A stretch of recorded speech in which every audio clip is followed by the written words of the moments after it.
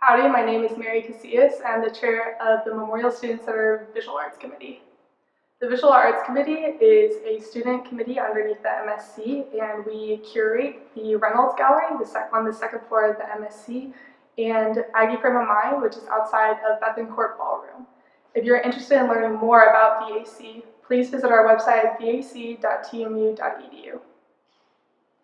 The Visual Arts Committee is now exhibiting Architecture That Speaks, the story of SCP Vosper and his architectural creations on campus. Our students were interested in bringing this exhibition to campus to unveil the underlying details of some buildings that we've had on campus for a very long time. These buildings that you see every day, we wanted to unmask the hidden beauty in these buildings. Hello, my name is David Woodcock. I'm a Professor Emeritus of Architecture at Texas A&M University.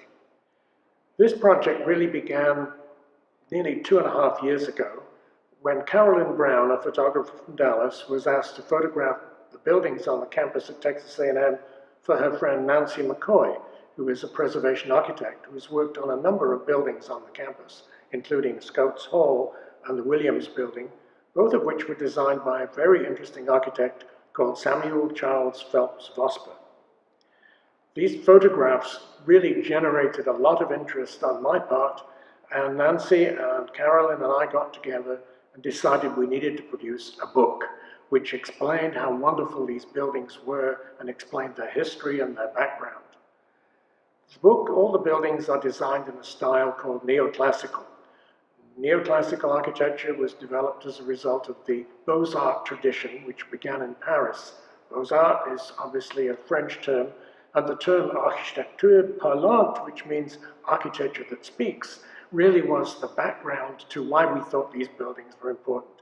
They speak to us about the importance and the significance of the buildings themselves, but specifically about the institution that built them, then the A&M College of Texas. And each of the buildings, you will discover, actually responds to who was going to be in the building and what the building was going to be used for. This particular building is the Animal Industries Building. It was finished in 1934, the year Vosper left the campus. Interesting thing is he didn't arrive until 1929, and between 1929 and 1934, he designed 10 buildings with this level of detail. Look at this Animal Industries Building, and you can see animals everywhere. You get a cow's head up here, a steer.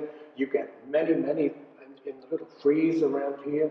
Just astonishing. And because it's animal industries, because these animals lived on ranches, the metalwork here, each of those little gaps in the ironwork is actually a brand of one of the ranches in Texas in 1934.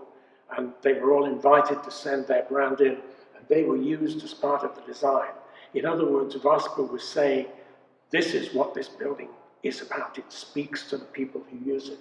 The quality of the materials is quite extraordinary for an institutional building, particularly when you realize they were built in the Depression.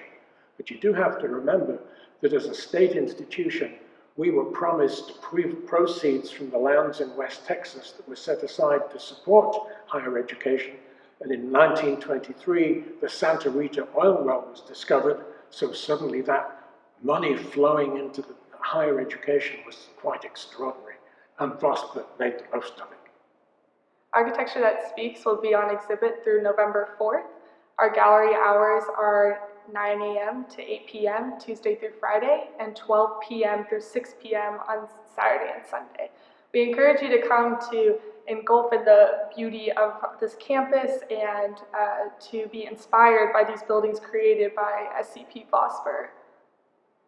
And if you're really inspired, there is a book, which I mentioned earlier, the photographs of Carolyn Brown, which are on exhibition here. There are a lot more photographs in the book.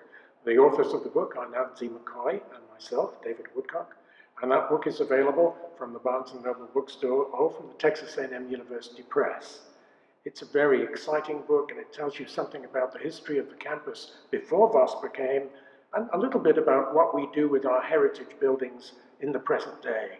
So really, it's a sort of an all-encompassing book, and I want to say how much we appreciate the Visual Arts Committee for allowing us to have these books, these photographs on exhibition here. It's really splendid. We're excited to have this exhibition here, so we hope that you could come and enjoy it as well. Thank you.